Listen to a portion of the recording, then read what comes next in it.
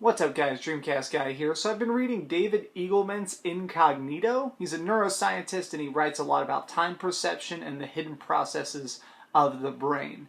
And this is a very fascinating subject to me because you realize that your brain is lying to you about a lot. Like, what are you seeing and hearing right now? Well, you're probably sitting or you're standing and you're watching a video of me. Thanks for watching, by the way. Now, what you're actually seeing is something totally different. Your brain is perceiving the ceiling fan above you and all these video games that you never pick up because cleaning your room is fucking lame when you're a 27-year-old.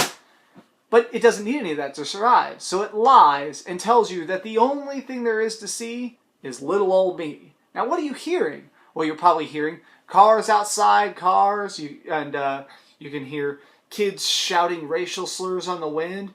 You're a faggot for playing Call of Duty. Just echoes on the wind. But none of that's vital to your survival. So your brain tells you none of that's there. It washes all of that out. So all you're really seeing is the light that's coming off the sun, reflecting off my skin, going to the lens, and coming out your monitor. And all you're hearing is the vibrations of my larynx moving the air to come out into patterns you recognize as the English language. But there's another layer of subtlety to this in that it takes about 6.3 milliseconds for your brain to process sound and about 5 milliseconds for you to process sight. So what happens during that delay? What happens during that 5 milliseconds? It doesn't exist for you. You cannot perceive it. It can be measured. We can see it in MRI scanners. We can see it with hyperclocks.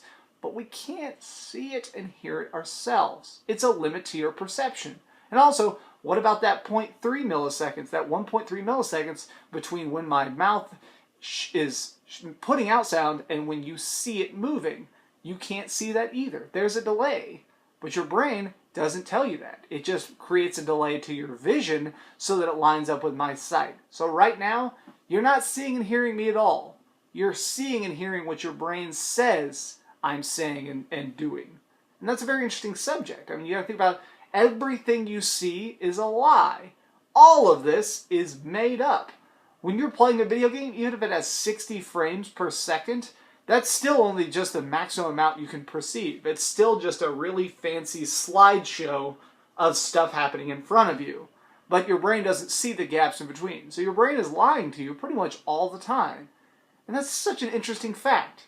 I want to tell you two fast case studies. I read about a woman who went blind in the middle of the night. She had a very small brain aneurysm and it just destroyed her sight. When she woke up, she was wandering around her house trying to fix breakfast, bumping into stuff all over the place. But her brain didn't tell her she was blind. Her brain, which was already telling her eyes 90% of what it was seeing, just started to tell her the other 10%. It told her eyes 100% of what she was seeing.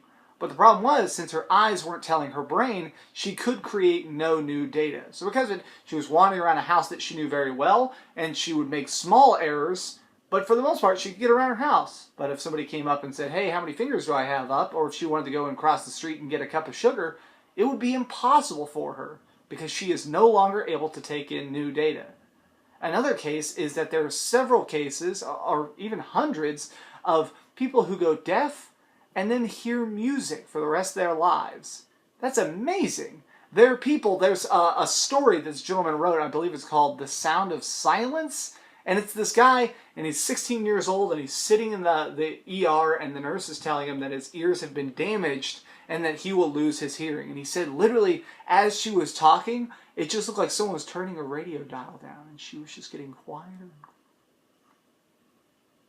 And as she slowly faded out, he said it sounded like somebody was opening a giant window in the room. And as it opened, he started to hear the world's greatest symphony right outside. And he said it just grew louder and louder and louder until all he could hear for the rest of his life is this huge, beautiful symphony. And he said that's it. To this day, he still hears that symphony.